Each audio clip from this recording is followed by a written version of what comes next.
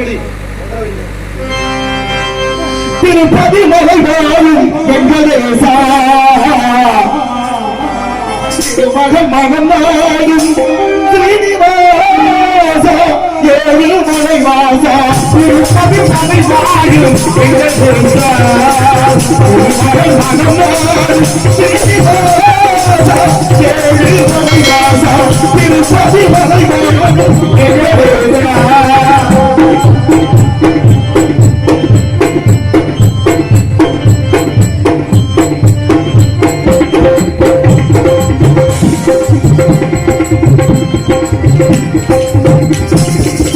அன்பனும் அகவிளக்கை ஏற்றி வைத்தேன் அது ஆசைய உன்னையை ஊற்றி வைத்தேன் அன்பனும் அகவிளக்கை ஏற்றி வைத்தேன் அது ஆசிரிய உன்னையை ஊற்றி வைத்தேன் முருகிறது பாடி வந்தேன் முருகிறது பாடி வந்தேன் ஏழு மலையேறி ஓடி வந்தேன் ஏழு மலையேறி திருப்பதி மலையாடும் வெங்கடேசா மனநாடும் கிரிவாசா ஏழு மலைவாசா திருப்பதி மலையாடும் வெங்கடேசா.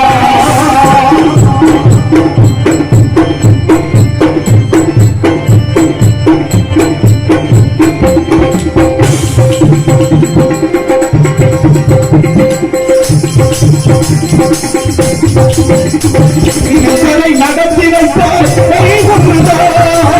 அதை கதை படித்திடுவார் கோவிந்தா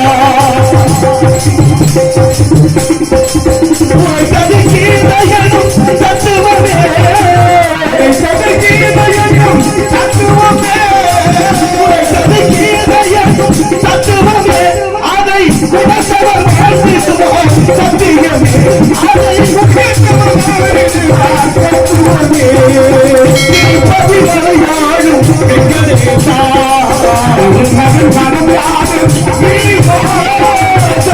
ஏழு மலைவாசா திருப்பதி மலையாடும் வெங்கடேசா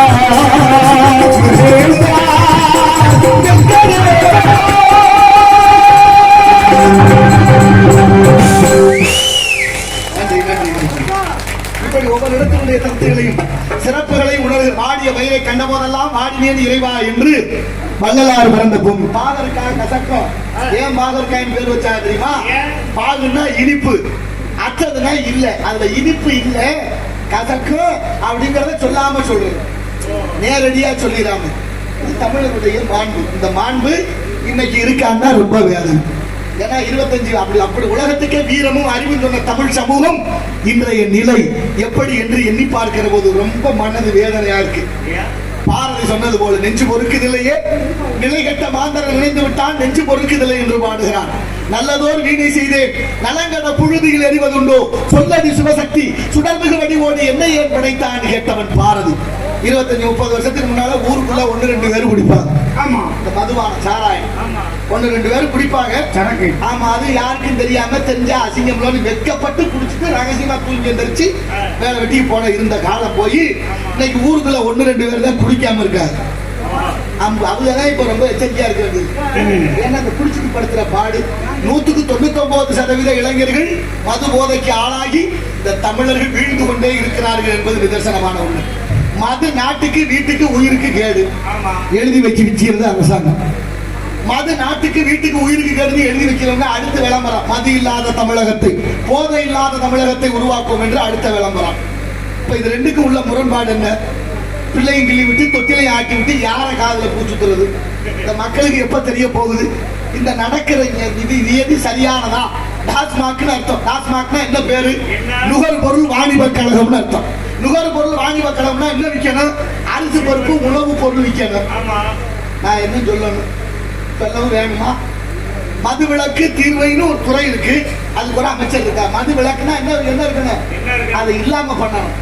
அவர் தான் அது கூட பெரிய எடுத்து கொள்ளாப்போ அரவணை கோழி முட்டை அம்மிகளை உடைக்கும் நம்ம தலை தாங்க மாட்டு. குன்றக்குடி அடியார் ஒரு கதை சொல்லுவார்.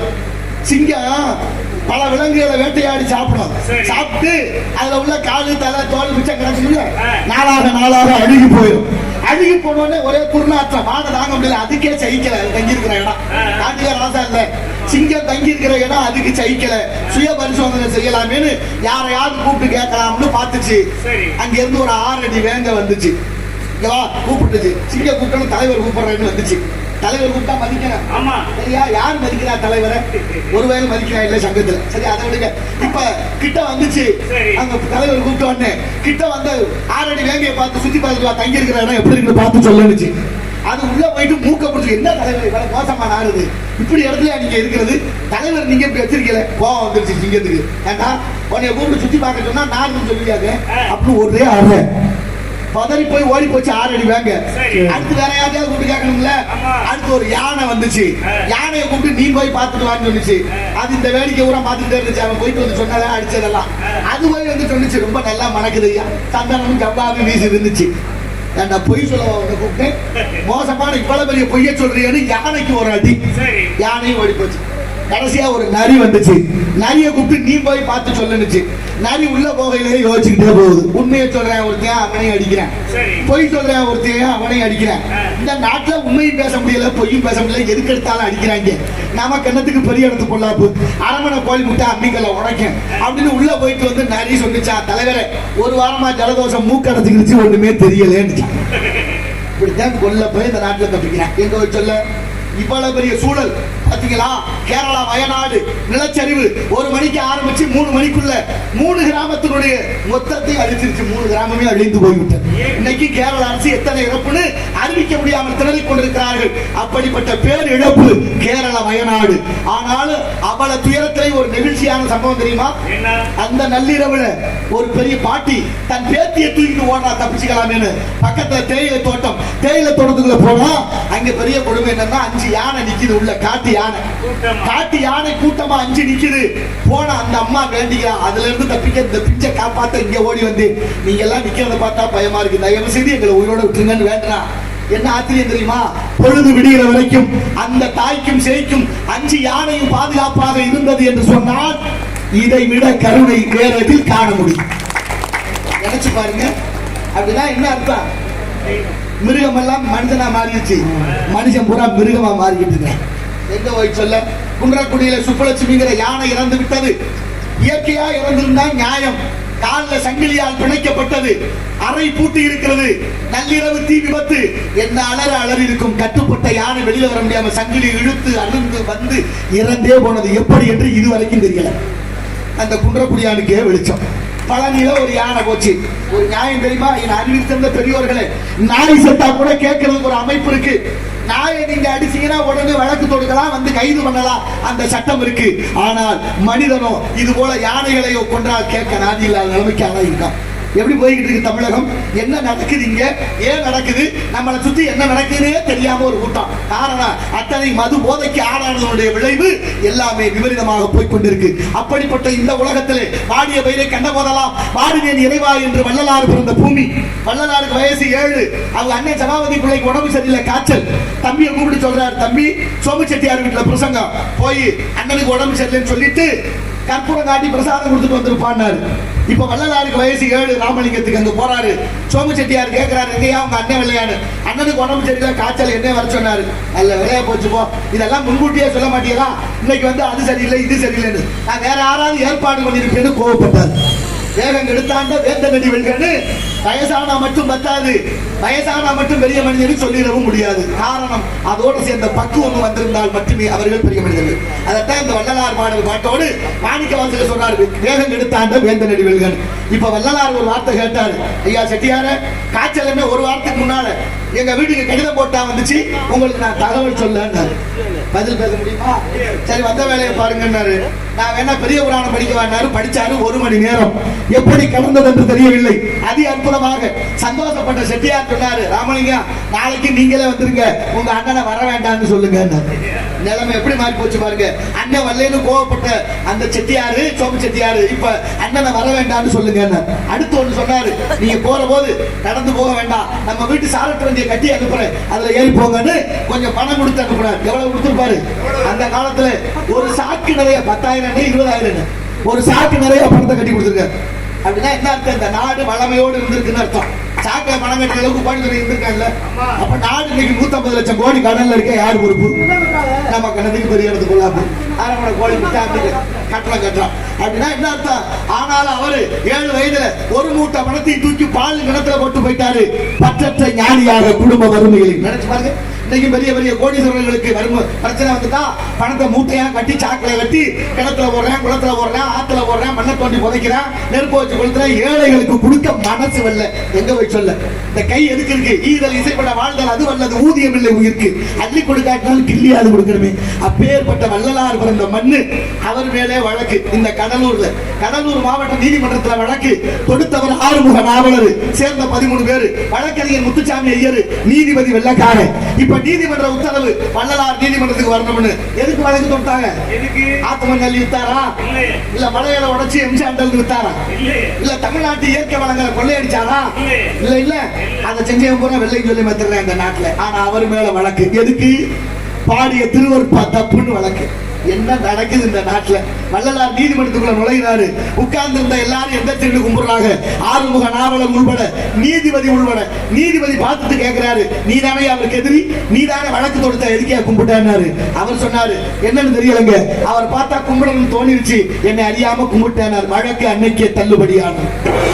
இதுதான் வரலாறு. என்ன ஆச்சரியம் தெரியுமா? எதிரிக்கு கூட வள்ளலாரை பார்த்தா கும்பிடணும்னு தோணுச்சு. எதிரிக்கு கூட வள்ளலாரை பார்த்து கும்பிடணும்னு தோணுச்சு. இன்னைக்கும் சில பேரை பார்த்தா கும்பிடணும்னு தோணுது. அண்ணன் நல்லா இருக்கலாம், மச்சான் நல்லா இருக்கலாம், மாமா. சில பேரை பார்த்தா கும்பிட தோணுது, சில பேரை பார்த்தா கும்பிடு தொலைக்கணும்னு தோணுது. படுத்துறாங்களே, பதவியில இருந்தாலும் படுத்துறாங்க, இல்லைன்னா அதிகாரிகளெல்லாம் கும்பிடுறது அன்பினாலையா? என்னத்தையாவது இடைஞ்சல் பண்ணுவாங்களே, நேர் கும்பிட வேண்டியிருக்கு. யதார்த்தம் ஒரு விஷயம் தெரியுமா உங்களுக்கு? உண்மை கசக்கத்தான் செய்யும். நோய் தீரணும்னா மருந்து சாப்பிடணும்ல, மருந்து கசக்கத்தான் செய்யும். அப்ப உண்மையும் கசக்கத்தான் செய்யும். யதார்த்தத்தை உணர்ந்து விட்டால் இந்த நாட்டில் பிரச்சனை இல்லை என்பதை உணர்வோம். அப்பேற்பட்ட 6 அறிவு படைத்த மனிதன் இருந்தால் எப்படி வாழ்கிறார்? எல்லாம் தெரிஞ்ச மனிதனுக்கு மனிதனெல்லாம் தெரிந்து கொண்டான், வாழும் வகை புரிந்து கொண்டான். இருந்த போது மனிதனுக்கு ஒன்று மட்டும் தெரியவில்லை.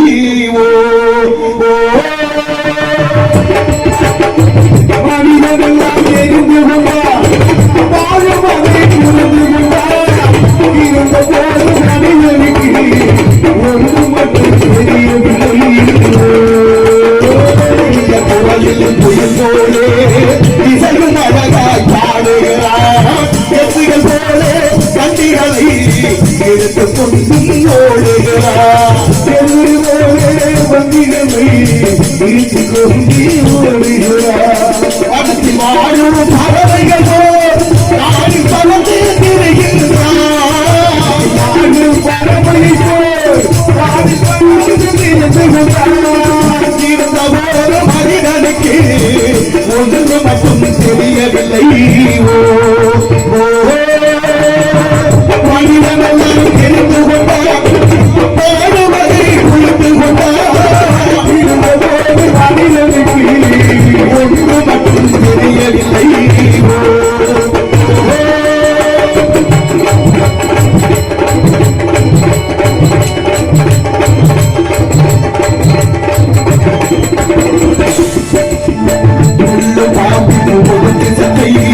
சொல்லிக் கொடுக்க தெரிந்து கொண்டார். உள்ளனறிவோர் தந்திரத்தார் கெடுக்க புரிந்து கொண்டார். உள்ளனறிவோர் தந்திரத்தார் கெடுக்க முயற்சித்தார். பணத்தால் வந்தவரை கிழக்கி வழங்க தெரிந்து கொண்டார். பணத்தை கிழக்கி வழங்க தெரிந்து கொண்டார். இருந்த ஒரு மனிதனுக்கு ஒன்று மட்டும் தெரியவில்லை. மனிதனெல்லாம் தெரிந்து கொண்டார், வாழுவதை புரிந்து கொண்டார். இருந்த போது மனிதனுக்கு மனிதனாக வாழ மட்டும் மனிதனுக்கு தெரியவில்லை. மனிதனாக வாழ மட்டும் மனிதனுக்கு தெரியவில்லை.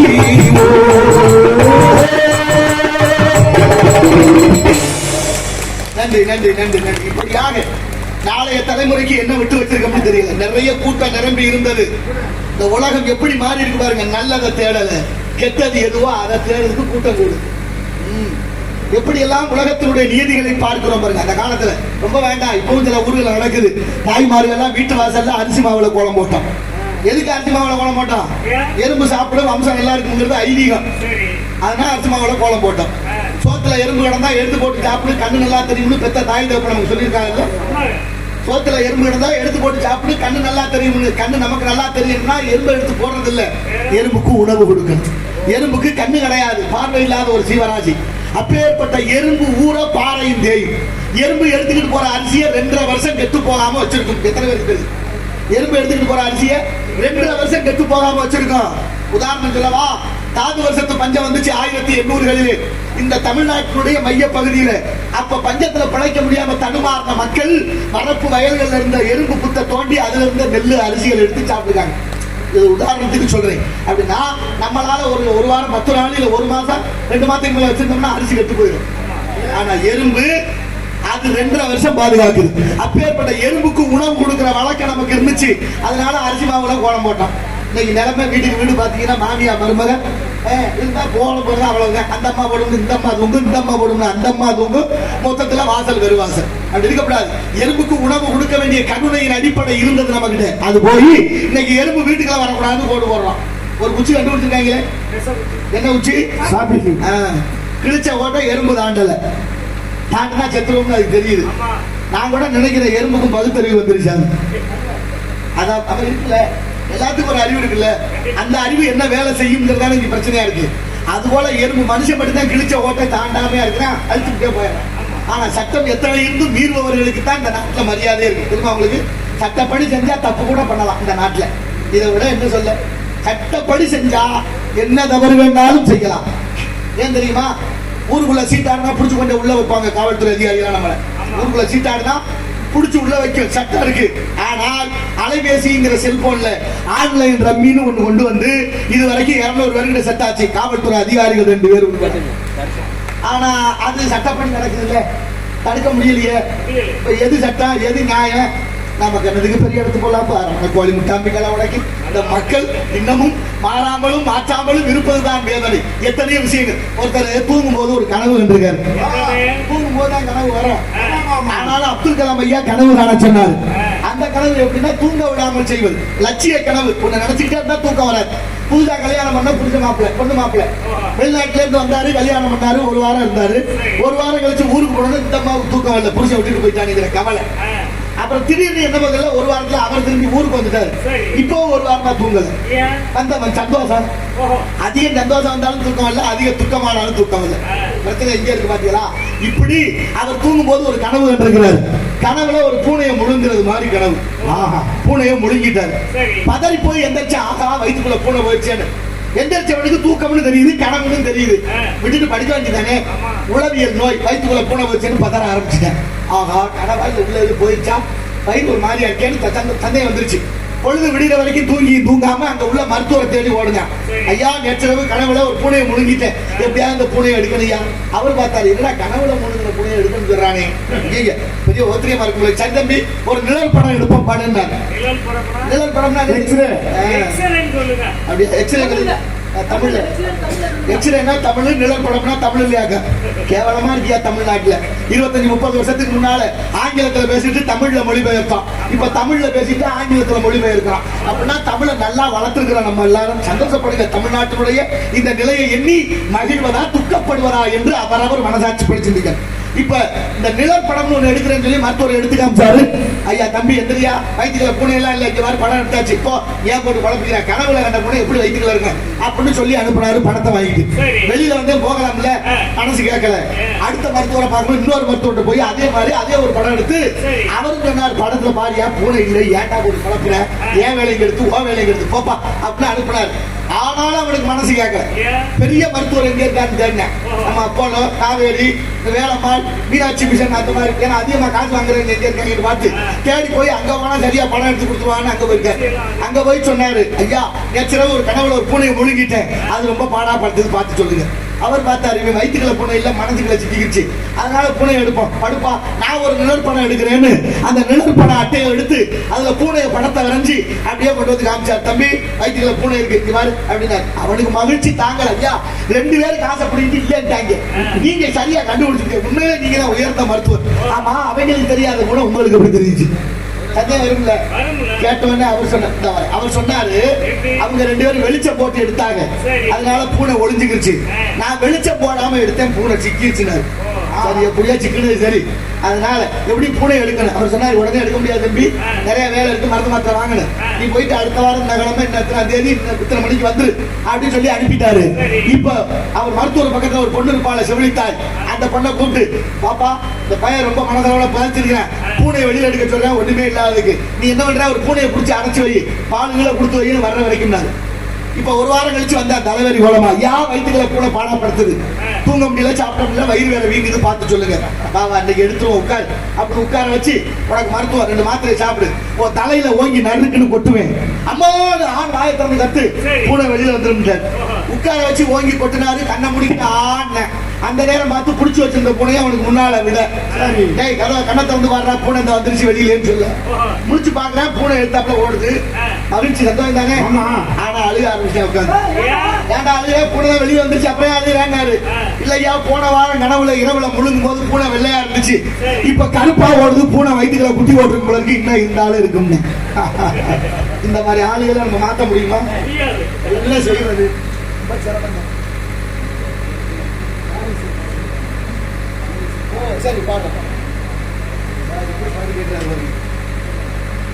நாடக கலா ரசிகர் அமரர் சோலையன் கோயில்பட்டி நினைவாக ரூபாய் 100 வழங்கி தமிழ் இசை பாடுகின்ற வானம்பாடி என்ற சீர்காழி கோவிந்தராசன் ஐயா பாடிய பாடலை நினைவூட்டி கேட்கிற அந்த பாட்டுக்குள்ள அவ்வளவு பெரிய புராணத்தையும் புகுத்தி எழுதியிருக்கிறார்கள். பாட்டு இன்னைக்கு தான் பாட்டு வருது, இன்னைக்கு தான் நடக்குது, என்னென்னமோ நடக்குது, என்ன செய்ய இருக்கிற அந்த பாட்டு தெரியல, கத்து பேசாம இருக்கணும், பாட சொல்ற மாப்பிள்ளை.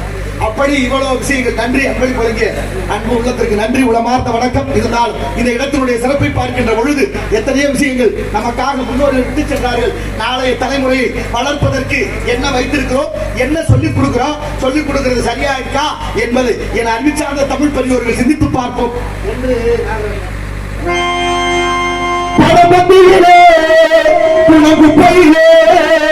இதை பார்த்து அறிந்து நடக்காதவன் மனிதனில்லை, பிழைக்கும் மனிதனில்லை.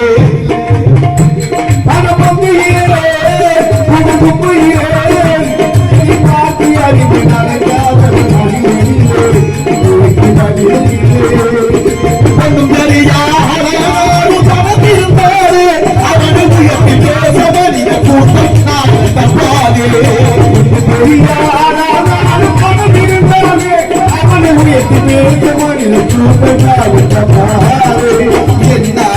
இருந்திட்டாலும் பணம் இல்லாத உலகம் எந்த நாடு மனிதனாக தவிக்க வந்தாரு. உனக்கு பயிரே பார்த்து அறிந்து நடக்காத மனிதனில்லை, பிழைக்கும் மனிதனில்லை.